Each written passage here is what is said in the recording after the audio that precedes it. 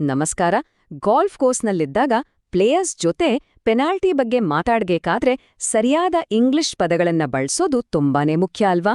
ಬನ್ನಿ, ಇವತ್ತು ನಾವು ಅಂಥದ್ದೇ 5 ಪ್ರಮುಖ ಪದಗಳನ್ನ ಕಲಿಯೋಣ. ಇದರಿಂದ ನೀವು ಏಕ್ದಮ್ ಕಾನ್ಫಿಡೆಂಟ್ ಆಗಿ ಮಾತಾಡಬಹುದು. ನೋಡಿ, ನಿಮ್ಗೆ ಆಟದ ಬಗ್ಗೆ, ಕೋರ್ಸ್ ಬಗ್ಗೆ ಎಲ್ಲ ಚೆನ್ನಾಗಿ ಗೊತ್ತು. ಅದಕ್ಕೆ ಈ ಸರಿಯಾದ ಇಂಗ್ಲಿಷ್ ಪದಗಳು ಸೇರಿದ್ರೆ ಪ್ಲೇಯರ್ಗೆ ರೂಲ್ಸ್ ವ್ಯವಹರಿಸಕ್ಕೆ ಮತ್ತೆ ತುಂಬಾನೇ ಪ್ರೊಫೆಷನಲ್ ಆಗಿ ಕಾಣಕ್ಕೆ ಹೆಲ್ಪ್ ಆಗತ್ತೆ. ಇದು ನಿಮ್ಮ ಕೆಲ್ಸಕ್ಕೆ ಒಂದು ದೊಡ್ಡ ಪ್ಲಸ್ ಪಾಯಿಂಟ್, ಖಂಡಿತ. ಹಾಗಿದ್ರೆ ರೆಡಿ ಅಲ್ವಾ? ಪೆನಾಲ್ಟಿಗೆ ಸಂಬಂಧಪಟ್ಟ ಆ 5 ಮುಖ್ಯವಾದ ಪದಗಳು ಯಾವುವು ಅಂತ ಒಂದೊಂದಾಗಿ ನೋಡ್ಕೊಂಡು ಬರೋಣ. ಮೊದಲಿಗೆ ಪೆನಾಲ್ಟಿಗಳ ಬಗ್ಗೆ ಮಾತಾಡ್ಬೇಕಾದ್ರೆ 2 ತುಂಬಾ ಬೇಸಿಕ್ ಪದಗಳಿವೆ. ಇವುಗಳನ್ನ ಮೊದಲು ಅರ್ಥ ಮಾಡ್ಕೊಂಡ್ರೆ ಉಳಿದಿದ್ದೆಲ್ಲ ಸಲೀಸಾಗತ್ತೆ. ಸರಿ, ಮೊದಲನೇ ಪದ ಪೆನಾಲ್ಟಿ ಸ್ಟ್ರೋಕ್ ಅಂದ್ರೆ ಏನು? ತುಂಬಾನೇ ಸಿಂಪಲ್. ಪ್ಲೇಯರ್ ಸ್ಕೋರ್ಗೆ ಒಂದು ಎಕ್ಸ್ಟ್ರಾ ಸ್ಟ್ರೋಕ್ ಸೇರೋದು. ಇದು ಗಾಲ್ಫಿನಲ್ಲಿ ಅತಿ ಸಾಮಾನ್ಯವಾದ ಪೆನಾಲ್ಟಿ. ಬನ್ನಿ, ನನ್ನ ಜೊತೆ ಹೇಳಿ, ಪೆನಾಲ್ಟಿ ಸ್ಟ್ರೋಕ್. ಮತ್ತೊಮ್ಮೆ, ಪೆನಾಲ್ಟಿ ಸ್ಟ್ರೋಕ್. ಒಂದು ಉದಾಹರಣೆ ಕೊಡೋದಾದ್ರೆ ಅಂದುಕೊಳ್ಳಿ, ಒಬ್ಬ ಪ್ಲೇಯರ್ ಹೊಡೆದ ಬಾಲ್ ಆ ಕೆಂಪು ಗೆರೆ ಹಾಕಿರೋ ವಾಟರ್ ಹಜಾರ್ಡ್ ಒಳಗೆ ಹೋಯ್ತು. ಆಗೇನಾಗುತ್ತೆ? ಅವರ ಸ್ಕೋರ್ಗೆ ಒಂದು ಪೆನಾಲ್ಟಿ ಸ್ಟ್ರೋಕ್ ಆಡ್ ಆಗತ್ತೆ. ಸಿಂಪಲ್.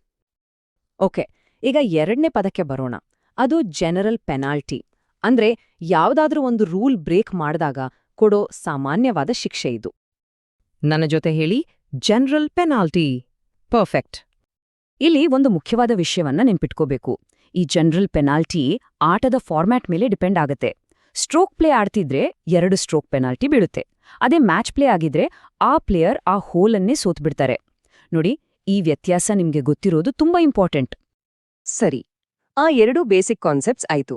ಈಗ ನಾವು ಕೋರ್ಸ್ ಮೇಲೆ ಪದೇ ಪದೇ ನೋಡುವ ಕೆಲವು ಪೆನಾಲ್ಟಿ ಸನ್ನಿವೇಶಗಳ ಬಗ್ಗೆ ಮಾತಾಡೋಣ.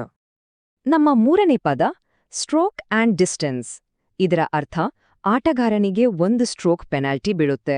ಅಷ್ಟೇ ಅಲ್ಲ, ಅವರು ಮೊದಲು ಎಲ್ಲಿಂದ ಶಾಟ್ ಹೊಡೆದಿದ್ರೋ ಅದೇ ಜಾಗಕ್ಕೆ ವಾಪಸ್ ಹೋಗಿ ಮತ್ತೆ ಆಡಬೇಕು. ಸ್ಟ್ರೋಕ್ ಕೂಡ ಸೇರುತ್ತೆ, ಡಿಸ್ಟೆನ್ಸ್ ಕೂಡ ಹಿಂದೆ ಹೋಗ್ಬೇಕು. ಒಮ್ಮೆ ಹೇ, ಸ್ಟ್ರೋಕ್ ಆ್ಯಂಡ್ ಡಿಸ್ಟೆನ್ಸ್. ಹಾಗಿದ್ರೆ ಈ ಸ್ಟ್ರೋಕ್ ಆ್ಯಂಡ್ ಡಿಸ್ಟೆನ್ಸ್ ಪೆನಾಲ್ಟಿ ಯಾವಾಗ ಅಪ್ಲೈ ಆಗುತ್ತೆ? ಹೆಚ್ಚಾಗಿ ಪ್ಲೇಯರ್ ಹೊಡೆದ ಬಾಲ್ ಕಳೆದು ಹೋದಾಗ ಅಥವಾ ಔಟ್ ಆಫ್ ಬೌನ್ಸ್ ಹೋದಾಗ. ಆಗ ಅವ್ರೇನ್ ಮಾಡ್ಬೇಕು?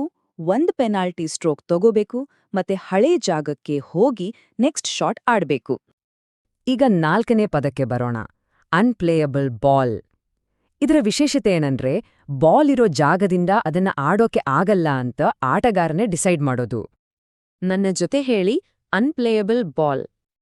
ಉದಾಹರಣೆಗೆ ಯೋಚನೆ ಮಾಡಿ, ಪ್ಲೇಯರ್ ಹೊಡೆದ ಬಾಲ್ ಒಂದು ದಟ್ಟವಾದ ಪೊದೆಯೊಳಗೆ ಸಿಕ್ಕಿ ಹಾಕೊಂಡಿದೆ. ಕ್ಲಬ್ ಸ್ವಿಂಗ್ ಮಾಡೋಕ್ಕೂ ಜಾಗ ಇಲ್ಲ. ಆಗ ಅವರು ಅದನ್ನ ಅನ್ಪ್ಲೇಯಬಲ್ ಬಾಲ್ ಅಂತ ಡಿಕ್ಲೇರ್ ಮಾಡಬಹುದು. ಸರಿ, ನಮ್ಮ ಲಿಸ್ಟ್ನಲ್ಲಿ ಕೊನೆಯ ಪದ ಪ್ರೊವಿಷನಲ್ ಬಾಲ್. ಏನಿದು ಪ್ರೊವಿಷನಲ್ ಬಾಲ್ ಅಂದ್ರೆ?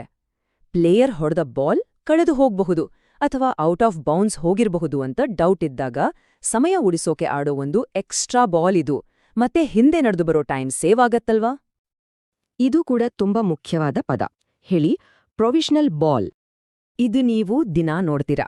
ಪ್ಲೇಯರ್ ಟೀ ಶಾಟ್ ಹೊಡಿತಾರೆ, ಅದು ಎಲ್ಲೋ ಮರಗಳ ಕಡೆ ಹೋಗುತ್ತೆ, ಅದು ಸಿಗುತ್ತೋ ಇಲ್ವೋ ಅಂತ ಡೌಟ್.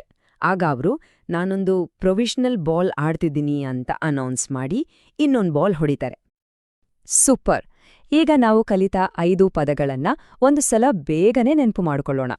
ಹೀಗೆ ಮಾಡೋದ್ರಿಂದ ನೀವು ಕೋರ್ಸ್ನಲ್ಲಿ ಆಟಗಾರರ ಜೊತೆ ತುಂಬಾ ಆತ್ಮವಿಶ್ವಾಸದಿಂದ ಮಾತಾಡಬಹುದು. ಹಾಗಿದ್ರೆ ನಾವು ಕಲಿತ 5 ಪದಗಳು ಯಾವುವು?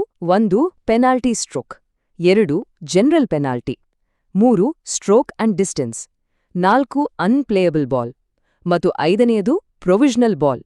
ಈ 5 ಪದಗಳನ್ನ ಚೆನ್ನಾಗಿ ಜ್ಞಾಪಕ ಇಟ್ಕೊಳ್ಳಿ. ಓಕೆ, ಈಗ ಈ 5 ಪ್ರಮುಖ ಪದಗಳು ನಿಮ್ಗೆ ಗೊತ್ತಾಗಿದೆ. ಇನ್ನು ಮುಂದೆ ಕೋರ್ಸ್ನಲ್ಲಿ ಇದನ್ನ ಧೈರ್ಯವಾಗಿ ಆತ್ಮವಿಶ್ವಾಸದಿಂದ ಬಳಸಿ ನೋಡಿ. ನಿಮ್ಗೆ ಆಟದ ಅನುಭವ ಮೊದಲೇ ಇದೆ. ಅದರ ಜೊತೆ ಈ ಪದಗಳ ಜ್ಞಾನ ಸೇರಿದ್ರೆ ನೀವು ಇನ್ನಷ್ಟು ಪ್ರೊಫೆಷನಲ್ ಆಗಿ ಕಾಣ್ತೀರಾ. ನಿಮ್ಮ ಕಲಿಕೆ ಹೀಗೆಯೇ ಮುಂದುವರಿಯಲಿ. ಧನ್ಯವಾದಗಳು.